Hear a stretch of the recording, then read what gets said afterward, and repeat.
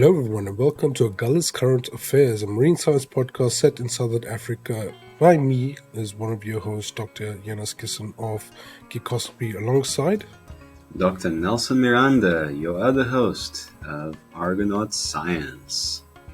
So, I've heard something is trending, something is hot. That's what I've heard. Yeah, it's a hot topic, yeah. It's literally and figuratively a hot topic. And should have been trending for the last century or so. But apparently it's trending even since more. The 80s. Yeah. At least since we start noticing it and measuring it and being oh my goodness. And projection. It's been doing its own trend for a while. That's the thing. Like, by itself, it was like, I'm going to just trend and hope people catch on. It's really impressive. We as content creators and trying to make trends, we should actually look at this, as a theory of how to make a trend. You just keep at it. Yeah. You pick a direction and you keep going. And that, kids, is how we personify climate change. Yes. Particularly global warming, because that increase in temperature has been trending for a while now. I'm here thinking, why is it trending now? Is it because a certain set of people has noticed heat waves? Yeah, it's a very specific set of people, usually people who live in a world that is first from everyone else, suddenly catch on fire. And even though a lot of people from all over the world saw it coming, a lot of people were kind of slow to understand the severity of the situation. And I think some of that is because the only side effect of climate change is not just that everything gets hot. It's one of the side effects. But the thing is, the weather and climate becomes extreme in certain cases. Even though the mean temperature is steadily going up, it also means that some places that are cold or prone to snowstorms or hurricanes, those will get worse. It becomes more intensified. So even when you add everything together, it might be like a +1 temperature increase. But it doesn't necessarily mean that everywhere it goes up by +1. I think that's a big misconception that's kind of worked against the favor of awareness about climate change. What thoughts do you have on that, Nelson? Yeah, I think definitely. And it's just becoming more apparent because the number of extreme events, either very hot or very cold, has become... has increased, and we have noticed it increasing. A very, we've, something's even happening there. I can see on your on your side. Yeah. There's a shift. My cat decided to visit, and his tail is about to go across the lens. So for those in the podcast, there's a cat tail. That just shifted things, And these shifts... said cat. And it's the sudden shifts. People notice that. And it makes me think of that anecdote of the, if you put a frog into a pot that is slowly heating up, and the frog... supposedly doesn't jump out because the change in the temperature is so gradual. Which I don't think is entirely accurate. At some point, the frog does realize it's about to burn.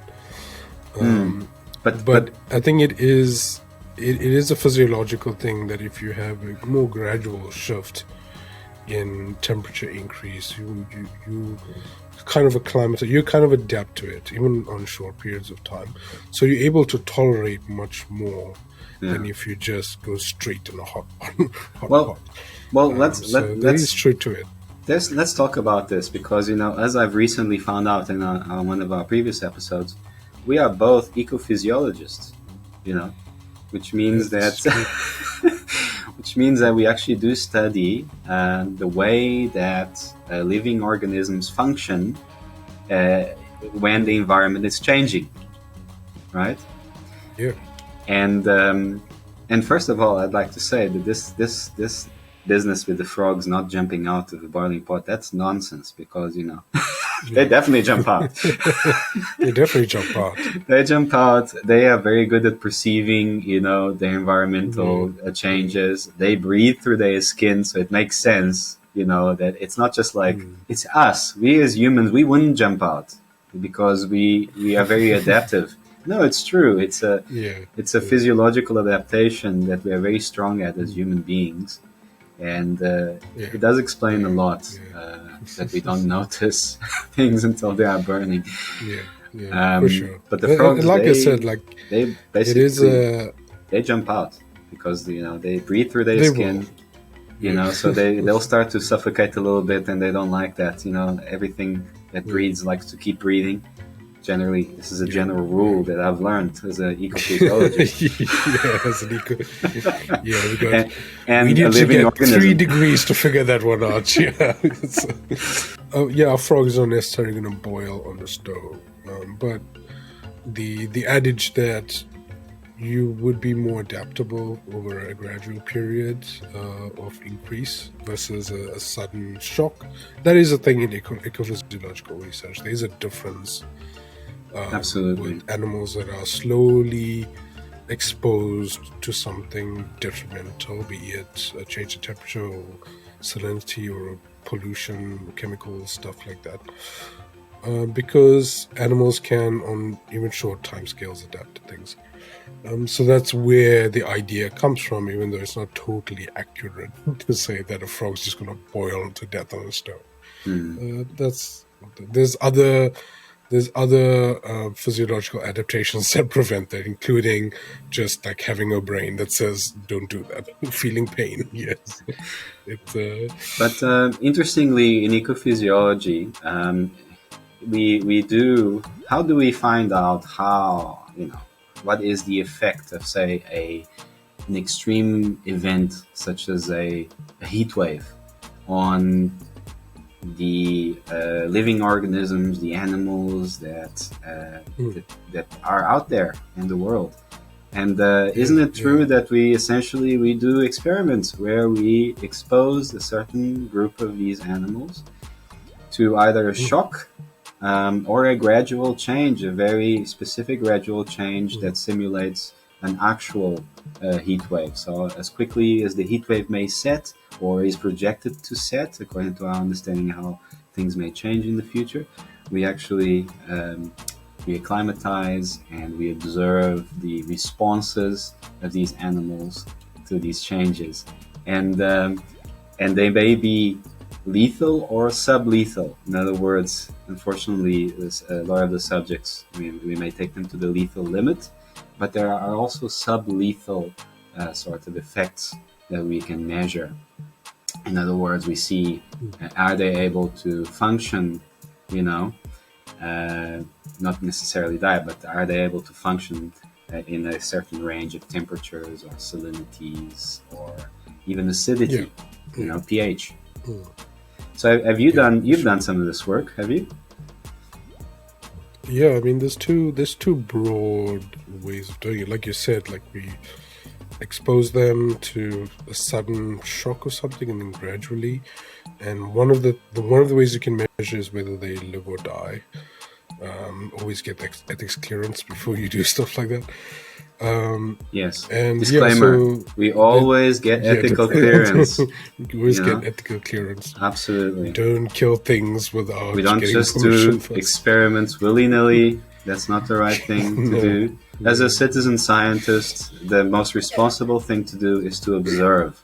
Do observational science. So you try not to interfere, and you just observe and record what's happening in the world around you without having to manipulate anything. Yeah, so one of the ways is just measuring like whether they survive or die, and we have various things that we use like LC50 to see like at what point the half the population survives, at what point like the whole population dies, what is their tolerance range in terms of heat specifically. And I have done some of that stuff for fish. The other way is to measure things called biomarkers. So a biomarker is something about the animal's physiology that indicates that something is wrong. So like if if the temperature is increasing outside the animal is going to change its physiology in some way to try and mitigate that, to try and cool itself down. One of the big ones is heat shock proteins that animals would release to try and mitigate increases in temperature. The classic effects of when we first started realizing that climate change was a big thing was because of the mass coral bleaching events that were happening in the barrier reef. And I think I explained coral bleaching, I think on the previous episode, but essentially, I think if you're watching on YouTube, I have a coral in my hand because I've worked with corals. What happens is that when corals get too hot, they begin releasing something called reactive oxygen species. A coral is not just one thing. It's not just an animal, even though it looks like a plant. It's kind of a symbiotic relationship between plants and animals, specifically zooxanthellae. There are like little algae that kind of photosynthesize and give corals their colorful appearance. When that gets too hot, they start overproducing something called reactive oxygen species. So, the stuff that we as humans take called antioxidants, that stuff is counteracting things like reactive oxygen species, so oxidants that do damage, especially to DNA. When that happens, the coral is like, I'm not going to take this, I'm going to evict you, zooxanthellae, and they expel all of these. Just get out, eviction, no notice, everybody gets kicked out. And then they turn white, like this dead coral that I have here. And at that point, it's not a good thing because the zooxanthellae was helping the coral survive by providing it nutrients. So the corals end up dying off. It has an ongoing effect in the ecosystem with everything else dying off. Fish don't have anywhere to anything to eat because whatever they're eating also dies off. So it causes this massive cascade of effects on coral reefs.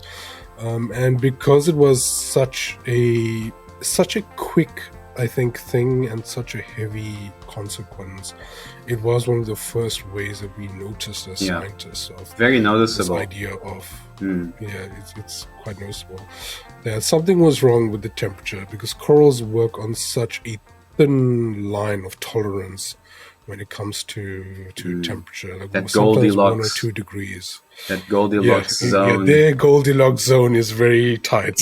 Not too hot, not too cold, just right. Yeah, exactly. So for my master's, I did some work with corals, looking at whether actually feeding them with plankton helps with that coral bleaching effect, because it will then that shift with, isn't it, instead of relying on their tenants, they will, their zooxanthellae tenants, they would shift maybe to feeding on whatever was available there, because they look like little anemones, tiny little anemones in the colony. And the anemones can take care of themselves. The coral animal is kind of like a colony of very small anemones, or kind of upside down jellyfish, which is the same type of group of animals of what they are. So they are evolutionarily capable of sustaining themselves, but obviously now they are so reliant. So there is an ability for them to shift from their autotrophy or getting fed by the sun to heterotrophy, which is like eating stuff. It's a very interesting relationship there. And anemones are interesting. If you now think about a very common anemone that most of us see at the rocky shore, and we always think about anemones as being, well, they look like flowers, but they're not flowers, they're animals, but then they look like they're going to stay still, isn't it? They're going to be stuck to where they are. And certainly with the corals, they're a lot more restricted. Hence the issue, with the coral bleaching, and they don't move out of their their skeleton. They can't move. Their carbon skeleton, calcium carbonate skeleton, right? Whereas the anemones that we see, for example, here in Cape Town, we have very colorful Cape Town anemones, and they move around. I've seen them wiggling. They lift their foot and off they go. They wiggle. They find a better place. They do this weird, they go wiggle, like a twisty movie. Wiggle. Twisting and they move around. Yeah, I used to keep anemones for my honors project. I had a project about clownfish, and we know that clownfish live. That's another symbiotic relationship. Very classic with anemones. And during the summertime, it used to get hot in the place that I was keeping them, and they just like detach and like they go for a walk. Like trying to find like a cooler place. And that's exactly so it was another another factor that makes it complicated for us to understand how animals respond to changes in the environment, is that they move. There's a behavior. They may move and they may find a little crevice where it's just right, even though there might be a heat wave, generally in the area. And it makes it difficult for us to predict exactly what will happen with these heat waves, and which animals may actually be at an advantage and which animals may not be.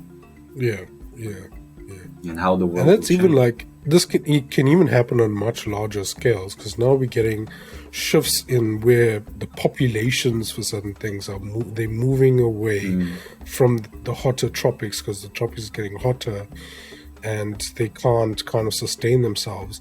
So animals that can like reproduce very quickly just decide we're going to move our entire population away from the equator because it's too hot, and they start moving. It's this poleward shift that we are seeing in ecology, and we've even picked it up with fish in South Africa now. I mean, our South African estuaries are actually little havens of protection. So even in the past, there were some tropical species that got in there and they were protected in these estuaries. But we're certainly finding it now with things like fiddler crabs and mangroves. We're noticing that shift.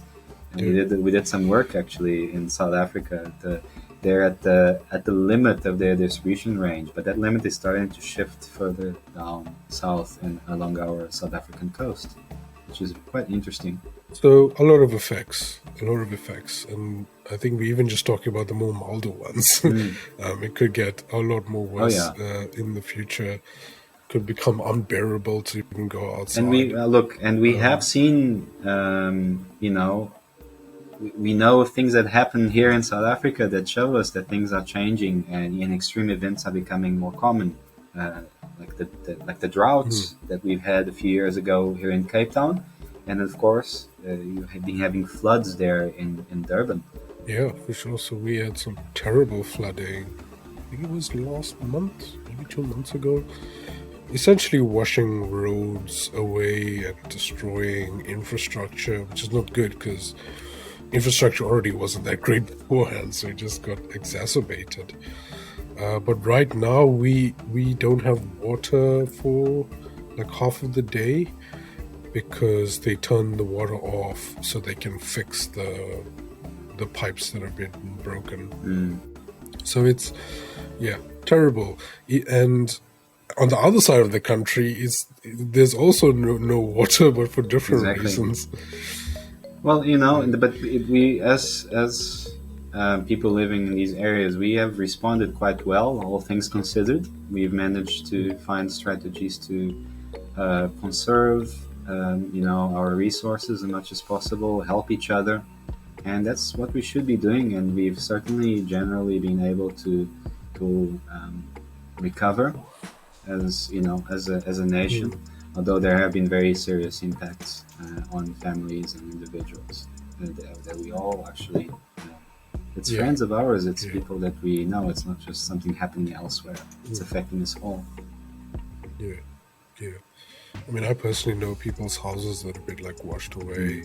Me too. And also, if there was a flood in your house and you had to like vacate and like you leave all your stuff and go, and on top of that, after the flooding ends, people will come and loot your stuff, so it's like adding salt to the wound.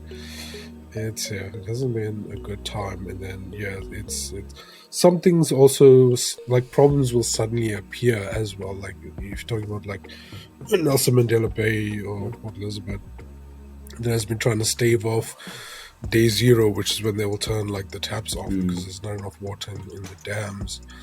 When I was there last year, we had a massive outbreak of like E. coli in the water because the water concentration of E. coli increased because there wasn't enough water.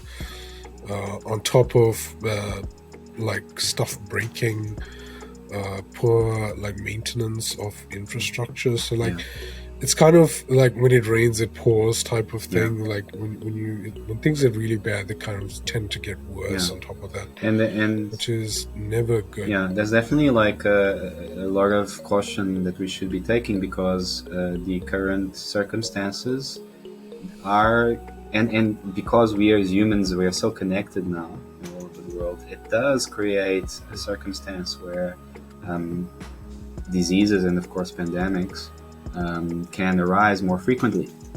So it's definitely, we need to be more cautious. And I mean, maybe tropical diseases will become less neglected because, there'll be more tropical area, technically, as climate changes, isn't it? I mean, like we said earlier, this is happening internationally as well, currently with the heat wave in Europe. But that's not an isolated incident. I mean, there's been forest fires in California, forest fires in Australia, hurricanes, I think, getting worse in certain parts. Like, it's a bad time, I think, overall. Yeah. I think last year, like, it was snowing in Texas. That also happened. Yeah, exactly. And their power lines came down. It's like these stories are now getting to a point where, okay, maybe it might have been an isolated incident at the time, but I think it's starting to add up now. Maybe there's a trend. Maybe there is a trend. Maybe I think the general perception and attitude towards climate change, we're starting to actually see beyond doubt, in our personal lives and our living memory that, I mean, just last year, we had extreme events, and then this year again, and then one after the other. There were actually 2 floods, technically, in KZN, one after the other, which is very unusual. Yeah. It's hard to say, oh no, this climate change thing is not a thing, anymore. And we've moved on, but we also, if you look at the perception, the attitude towards climate changes, particularly, I think this is interesting to look at it from the perspective of younger people, right? Even younger than us. Because we are young people, but there's those younger than us. It's interesting to see how they are already in this world that is changing at a very fast pace, and it's interesting to see what their attitudes are towards this.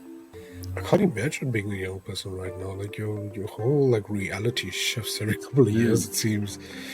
I mean, if you were in school during the pandemic, that's something that hasn't been experienced since 1920s, like 100 years ago, since the last pandemic. Technology changing so rapidly, the wealth gap between the classes is changing so drastically, especially in South Africa. Things like crime changing. It's there's so much shifting on a day-to-day basis. I don't really know how they keep up, like still developing as a human being. Yeah, I mean, we want to hear about it. And we want to hear about it. I mean, if you talk to us about that, I mean, there are ways to reach us by comments and things like that. We'd like to talk more about these things. If you're a young person, for sure. Young at heart as well.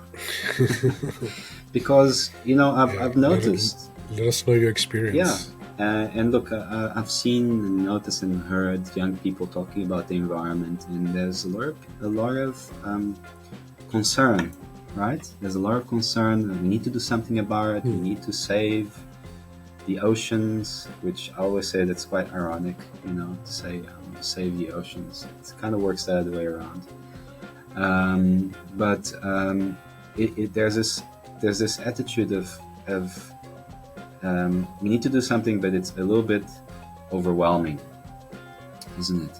like I said earlier when I was talking to you, Nelson, it's like I don't have much contact with young people these days, so I have no idea what they're experiencing right now. Yeah. So have you heard Well, anything from the ground?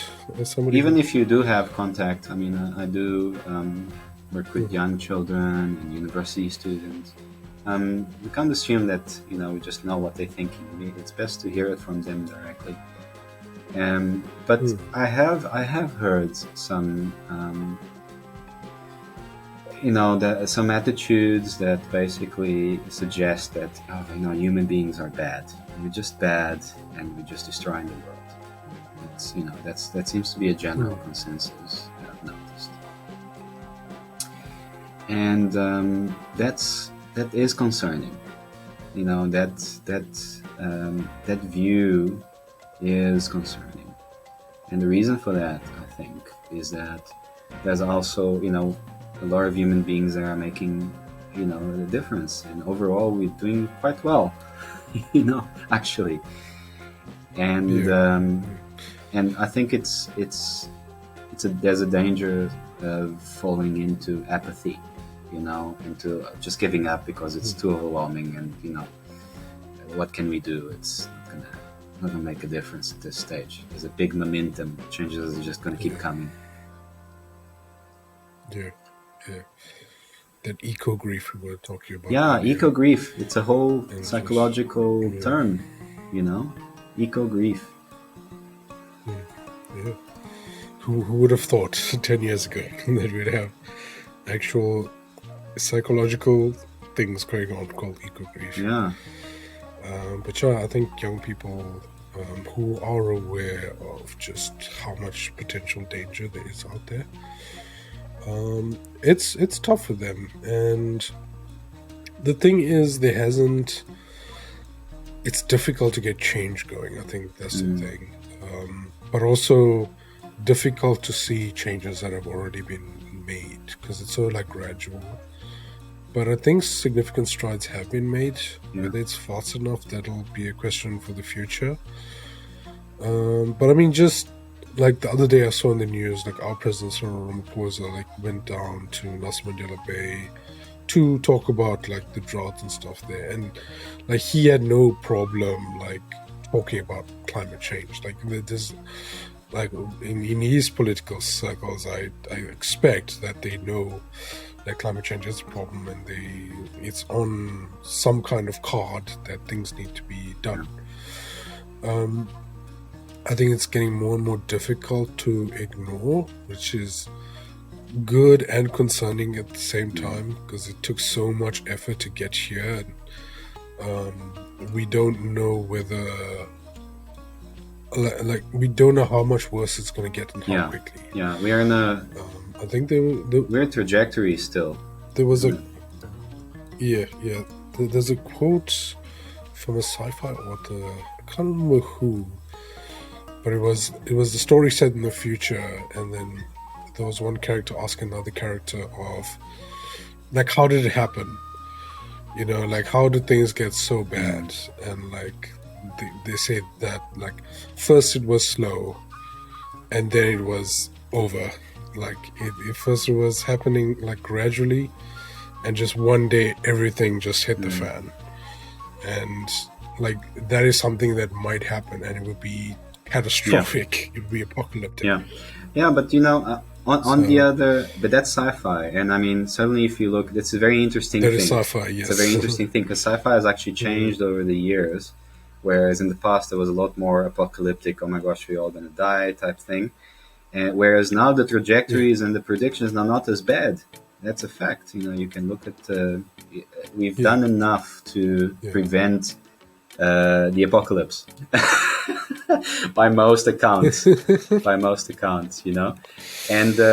that's the thing. The young people need to realize that it's not apocalypse yet, and it won't be anymore. Because one of the things is that we got here because of technology, because of industrializing. And I think because of that, because there was such a push to advance as a species, and because of that we had to destroy the environment to do that. there is kind of this thinking that, oh, if we carry on the path, then everything's just going to go to hell. But by the same token, like the way like technology works is that it's there, and like technology and like entrepreneurship, it's there to like solve problems, and people buy into that problem. So once climate change becomes and environmental concerns becomes enough of a problem that people are willing to spend, then we're going to have this mass revolution, which is already happening. It's renewable energy is already happening. The tech is already there. People are already trying to develop it, to make it better, to mass produce, to make it cheaper. It's happening. It's not going to happen overnight, but you can totally live by yourself on solar power now. That you can do that. You need a bit of money, but it's not impossible, and it's not totally out of the realm of reality. So yeah, there's potential for the tap. There's an entire genre of book, and the bigger genre is called eco-fiction, like talking about like the environment in terms of narrative story. But within that, there's something called solar punk, which is an entire genre just dedicated by what the future would look like if we decide we're done with fossil fuels, we're going solar. How is the world gonna look in that case? I love it. Solar punk. I mean, the original solar punks are around us. You know, the bacteria and the plants. Rock on. But the ancient solar punks. Ancient solar punks. But yeah, we and that's the thing. Like I think we were talking about this now, and you were like, why aren't we on renewables already? We can do it. Off we go. You know. And there's a reason for that, and there's a general reason for that in Africa, why we just can't just take that leap, why there are challenges, and it's a complicated thing, isn't it? I mean, it involves politics, and it involves you know, resources, trends, access, and things that happen in human history, technology as well. Information. It's very, very complex. The move to renewables is not it won't be a sudden thing. It will be a slow thing. A lot of the roadblocks are going to be more political, I think, than technological. I think the technology is already there. It can get better. You can always get more efficient with drawing energy from renewable sources. Yeah, I mean, and I mean, South Africa is still running on coal. Oh my gosh. You know. Yeah, sometimes diesel because the coal gets wet. Because we. Okay, and that's a. Don't get us started. That's a little bit depressing, and it is difficult to make that leap, right? To suddenly just leap into renewable energy, and we're talking about the general person on the street that commutes. I mean. You know, we're talking about most people out here, not the ones that can afford to own a car, and then suddenly we must just you know, have like what is it? Electric car. Cars. What are you talking about? You know, it's gonna take. We don't even have electricity. Right, exactly. So I'm gonna charge this And then car. what? The electricity is coal anyway, but or diesel. Exactly. So do you see? It's like not so simple to make that leap, but I think. We can, because there's so much potential. I mean, Africa is the place with all the resources. Africa is the future, and young people know it. Yeah, as much as you know, there's this idea that climate change is very depressing and there's apocalypse on the loom. We know that actually that's not true, because if I look at a general young person, they're busy with technology. Most of them. You know, it doesn't matter even what their background is anymore, and that to me can be an indication that there might be, you know, something bright in the future. And even if we do away with technology and we become go back to you know, and I wouldn't even say go back to, we go forward to naturalism, return to monkey, you know, like no, but it's why not? Why can't we just live off the land? Because we have a beautiful land that we can live off of, you know, It's not everywhere that you can actually say that, but you can certainly say that in many places in Africa. It's sustainable living. It is possible. For sure, yeah. And I mean, we already have like good like sustainability projects, at least like policy. And I mean, the indigenous people that live here, like they already had a sense of like sustainability. And preventing like overharvesting and stuff. So it's not like we're going against culture. No. In fact, I think that was the culture from the start. Yeah, it was the culture from the start, and we need to learn from that. We need to respect that, and we need to listen to what's policy. Policy is about rules, what's right, and it's about justice. So we need to learn about climate justice. We need to learn about social justice, and the intersection between those two. Yeah, for sure. People and future solar punks. Future solar punks. Love it. We'll get there one day. But I think it's a good high note to end. Oh, absolutely. Because I don't want to go back to the dark side. We don't need to go back to the dark side. Yeah. It's integrated. We have we have it integrated, and it's part of our society now. Yeah. And it happens every other hour. So let us know what your experience is with climate change and this subject matter, and whether weather is getting weird in your part of the world. And you can do that by hitting up the comment section here if you're on YouTube, or talk to us on social media at Agulhas Current on Twitter, at Agulhas Current Affairs and other places. We have a TikTok account that we're probably going to start posting videos on. Maybe Instagram. I don't know. I don't log much into Instagram anymore, so I don't know. Maybe that's something you need to do. Yeah, we have to strategize, but with the support of our listeners and viewers, and the encouragement, we can carry on talking about these things, bringing more people into it as well. So yeah. So you can find my personal stuff, my personal brand at Geekoscopy on all the social medias. And what about you, Nelson? And I'm at Argonaut Science and all the nets. all the webs, yes, the for webs. Sure. So until next time, cheers. Cheers.